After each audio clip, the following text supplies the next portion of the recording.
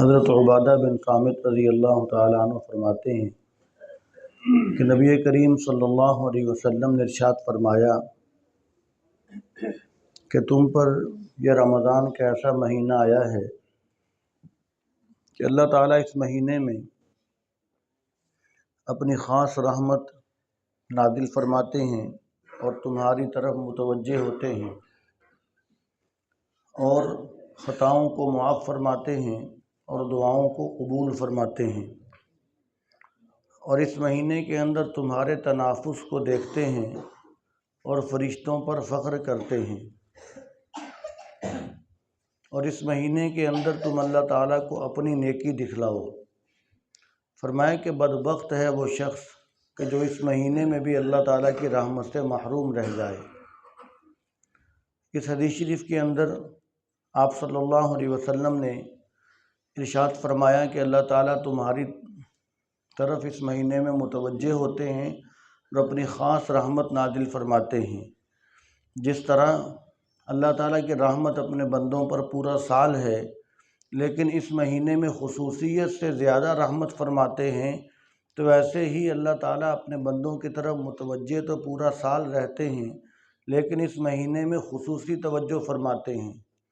تو اس لیے اس مہینے میں جب خاص رحمت نازل ہو رہی ہے، اللہ تعالیٰ کی خاص توجہ حاصل ہو رہی ہے، تو آدمی کو اس سے زیادہ فائدہ حاصل کرنا چاہیے۔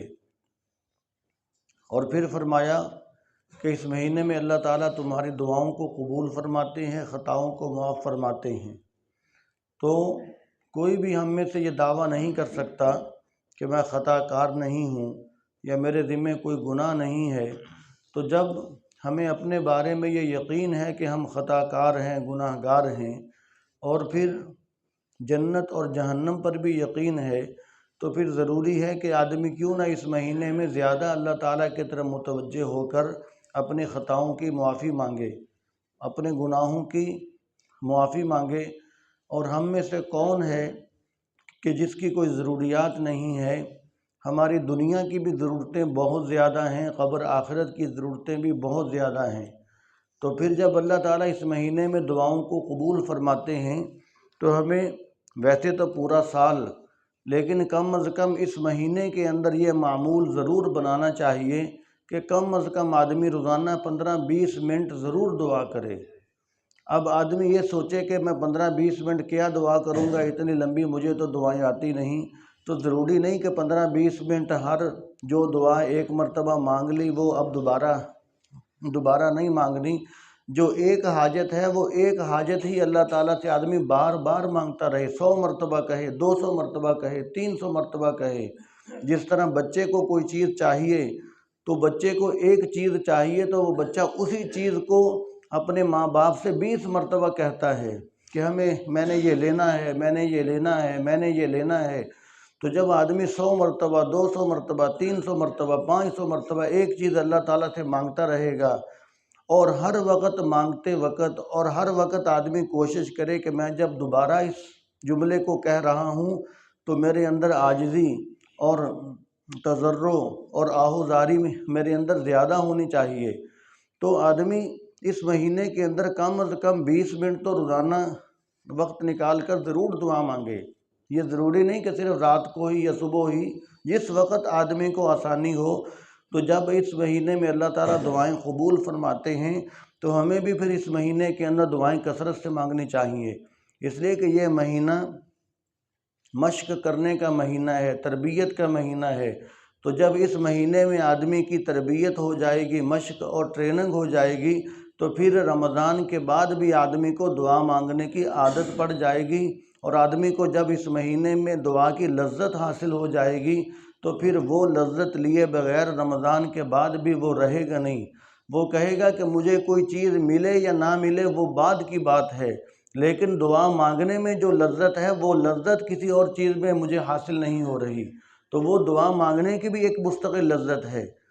اور پھر دوسرا یہ کہ اگر وہ چیز نہ بھی ملے تو دعا مانگنا اللہ تعالیٰ سے یہ بذات خود عبادت ہے۔ دعا مانگنا یہ خود بہت بڑی عبادت ہے۔ جب آدمی اللہ تعالیٰ سے دعا مانگتا ہے تو اللہ تعالیٰ اپنے بندے سے بڑے خوش ہوتے ہیں، اور اس پر بھی اللہ تبارک و تعالیٰ بہت زیادہ اجر و ثواب سے نوازتے ہیں، اور اللہ تعالیٰ اس بات کو دیکھتے ہیں، خوش ہوتے ہیں کہ دیکھو میرا بندہ اپنے آپ کے بارے میں جانتا ہے کہ میں محتاج ہوں اور میری ضرورت پوری کرنے والی ذات اللہ تعالیٰ کی ہے، تبھی تو میرا بندہ مجھ سے مانگ رہا ہے۔ تو اللہ تبارک و تعالیٰ اپنے بندے سے پھر خوش ہوتے ہیں، اور آپ صلی اللہ علیہ وسلم نے فرمایا کہ اس مہینے میں اللہ تعالیٰ تمہارے تنافس کو، یعنی تمہارے مقابلے کو دیکھتے ہیں، تمہارے ایک دوسرے سے آگے بڑھنے کو دیکھتے ہیں اور فرشتوں پر فخر کرتے ہیں۔ تو جس کو یہ شوق ہوتا ہے کہ میں ایک دوسرے سے آگے بڑھ جاؤں، تو اس کو چاہیے کہ یہ شوق دنیا کے اندر پورا نہ کرے، یہ شوق پورا کرنے کے لیے وہ دین کا جو میدان ہے وہ اختیار کرے، دین کے میدان کے اندر اپنی یہ صلاحیتیں خرچ کرے، اپنی صلاحیتوں کے جوہر دکھلائے کہ میرے اندر شوق ہے ایک دوسرے سے آگے بڑھنے کا۔ تو آدمی کے مزاج کے اندر یہ چیز ہے، اللہ تعالیٰ نے رکھی ہے کہ میں ایک دوسرے سے آگے بڑھ جاؤں، تو اس چیز کا جو میدان ہے وہ بھی اللہ تعالیٰ نے ہی طے کیا ہے کہ تم نیک اعمال کے اندر ایک دوسرے سے مقابلہ کرو، کہ وہ اگر اتنی تلاوت کرتا ہے تو میں اس سے زیادہ کروں گا، وہ میرا فلاں رشتہ دار، میرا ساتھی، وہ اتنے نوافل پڑھتا ہے میں اس سے زیادہ کروں گا، وہ اتنا ذکر کرتا ہے میں اس سے زیادہ کروں گا، وہ 20 منٹ دعا مانگتا ہے تو میں آدھا گھنٹہ دعا مانگوں گا۔ تو نیک اعمال میں آدمی کو ایک دوسرے سے آگے بڑھنے کی کوشش کرنی چاہیے، اور جب آدمی نیک اعمال میں ایک دوسرے سے مقابلے کرتا ہے تو پھر اللہ تعالیٰ فرشتوں پر فخر کرتے ہیں اور فرمائیں کہ تم اس مہینے میں اللہ تعالیٰ کو اپنی نیکیاں دکھلاؤ، اور پھر فرمائیں کہ بدبخت ہے وہ شخص کہ جو اس مہینے میں بھی اللہ تعالیٰ کی رحمت سے محروم ہو جائے۔ اب مثال کے طور پر اب گرمیوں کے موسم کے اندر جس وقت بارش کی ہر ایک کو سخت ضرورت ہو، ہر ایک بارش کے لیے ترس رہا ہو، خاص طور پر اس علاقے کے اندر جس علاقے میں پانی نہیں ہوتا، لوگ بارش کی امید پر ہی ہوتے ہیں، تو ایسے علاقے کے اندر جب موسلا دھار بارش برسے اور کئی دن لگاتار، سمجھیں کہ پورا مہینہ بارش موسلا دھار برستی رہے، تو ایک شخص ایسا تھا کہ ایک مہینہ پورا خوب بارش ہوئی، تو وہ ایک مہینہ بارش ہونے کے باوجود وہ بارش سے محروم رہا، وہ بارش سے کچھ فائدہ حاصل نہ کر سکا، تو وہ شخص کتنا محروم ہوگا اور کتنا بد نصیب ہوگا کہ پہلے تو بارش کو ترس رہے تھے، ایک ایک قطرے کو ترس رہے تھے، اب پورا مہینہ بارش برسی لیکن اس نے کوئی فائدہ ہی حاصل نہیں کیا۔ تو ایسے ہی ہم بھی ہر وقت اللہ تعالیٰ کی رحمتوں کے محتاج ہیں، تو اس مہینے کے اندر یہ سمجھیں کہ پورا مہینہ اللہ تعالیٰ کی طرف سے موسلا دھار بارش سے بھی زیادہ رحمتیں برس رہی ہیں، تو آدمی پھر بھی اس مہینے کے اندر غفلت برتے اور بارش سے، یہ رحمت کی بارش سے کوئی فائدہ نہ حاصل کر سکے، تو واقعتاً پھر ہماری محرومی اور بدبختی کے اندر بھی کوئی شک نہیں ہوگا۔ تو دعا ہے کہ اللہ تعالیٰ ہمیں عمل کی توفیق عطا فرمائے۔ بسم اللہ الرحمن الرحیم، الحمد للہ رب العالمین، والصلاة والسلام علی سید الانبیاء والمرسلین، اللہم لک الحمد ما انت اہلہ انک اہل التقوی و اہل المغفرہ۔ یا اللہ، ہم سب کے چھوٹے بڑے ہر قسم کے گناہوں کو معاف فرمائیے، ہمارے ہر قسم کے گناہوں کو نیکیوں میں تبدیل فرمائیے، ہمیں دنیا اور آخرت کی بھلائیاں عطا فرمائیے، اپنی رضا والے اعمال نصیب فرما دیجیے، اپنی محبت عطا فرمائیے، پیارے حبیب صلی اللہ علیہ وسلم سے محبت نصیب فرمائیے، نیک لوگوں سے محبت نصیب فرمائیے۔ یا اللہ، ہمیں نیک لوگوں سے محبت ہے، ہم نیک نہیں، ہمیں بھی نیک بنا دیجیے۔ یا اللہ، تمام بیماروں کو، روحانی جسمانی بیماروں کو شفا نصیب فرمائیے۔ یا اللہ، شفا کامل عاجل مستمر نصیب فرمائیے۔ یا اللہ، کسی کا محتاج نہ فرمائیے، محض اپنے در کا محتاج رکھیے۔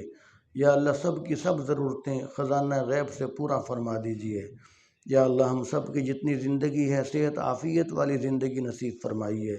یا اللہ، جب وقت پورا ہو جائے، یا اللہ، ایمان کامل پر خاتمہ نصیب فرمائیے، اس حال میں خاتمہ نصیب فرمائیے کہ آپ ہم سے راضی ہو چکے ہوں، ہم تمام گناہوں سے توبہ کر چکے ہوں، آپ ہمیں معاف کر چکے ہوں، ہم حقوق العباد ادا کر چکے ہوں، یا اللہ اس حال میں ہمارا ایمان کامل پر خاتمہ فرمائیے۔ یا اللہ اپنی رحمت سے ہمیں محروم نہ فرمائیے۔ یا اللہ آپ کی رحمت موسلا دھار بارش سے بھی زیادہ برس رہی ہے، یا اللہ ہم میں سے کسی کو محروم نہ فرمائیے، کسی مسلمان کو بھی محروم نہ فرمائیے۔ یا اللہ اپنی رحمت سے ہمیں وافر حصہ نصیب فرما دیجئے۔ یا اللہ ہمارے دل کو ہمیں اس قابل بنا دیجئے کہ ہم زیادہ سے زیادہ آپ کی رحمتیں سمیٹنے والے بن جائیں۔ یا اللہ جو ہمارے مسلمان بہن بھائی روزہ تراویح کا اہتمام نہیں کر رہے، یا اللہ ان کو فکر نصیب فرمائیے، ان کو توبہ کی توفیق نصیب فرمائیے۔ یا اللہ انہیں بھی روزہ تراویح کا اہتمام نصیب فرمائیے، کسی کو بھی محروم نہ فرمائیے۔ یا اللہ سب کو اپنے دامن رحمت میں لے لیجئے۔ یا اللہ خصوصی رحم و کرم والا معاملہ فرمائیے۔ یا اللہ وطن عزیز پاکستان کی، عالم اسلام کے مسلمانوں کی حفاظت فرمائیے۔ یا اللہ طرح طرح کے فتنے جنم لے رہے ہیں اور پہلے بھی جنم لیتے رہے۔ یا اللہ قیامت کا وقت قریب ہے، آپ کے حبیب صلی اللہ علیہ وسلم نے فرمایا کہ قیامت کے قریب فتنے بہت زیادہ برسیں گے۔ یا اللہ ہم اسی زمانے سے گزر رہے ہیں، یا اللہ ہر مسلمان کی ہر فتنے سے حفاظت فرمائیے۔ یا اللہ ایمان کو لوٹنے والے فتنے، صحابہ کرام پر حملہ کرنے والے فتنے، یا اللہ بہت زیادہ فتنے جنم لے رہے ہیں۔ یا اللہ دین کے اندر تبدیلیاں کروانے والے فتنے، یا اللہ ہر مسلمان کی ان تمام فتنوں سے حفاظت فرمائیے۔ ہر مسلمان کے ایمان کی حفاظت فرمائیے، صحیح دین پر چلتے رہنے کی توفیق نصیب فرمائیے۔ یا اللہ کسی کا محتاج نہ فرمائیے، اپنے در کا محتاج رکھیے، حج بیت اللہ کی سعادت نصیب فرمائیے۔ یا اللہ روضہ رسول صلی اللہ علیہ وسلم پر مقبول باادب حاضری اور زیارت نصیب فرمائیے۔ اور یا اللہ جب ہمارا وقت پورا ہو جائے تو جنت البقیع میں دفن نصیب فرمائیے۔ ہماری دعاؤں کو حضور صلی اللہ علیہ وسلم کے واسطے سے قبول فرمائیے۔ ربنا تقبل منا انك انت السميع العليم وتب علينا انك انت التواب الرحيم، وصلى الله تعالى على رسوله وخير خلقه محمد وآله وأصحابه أجمعين، آمين برحمتك يا أرحم الراحمين۔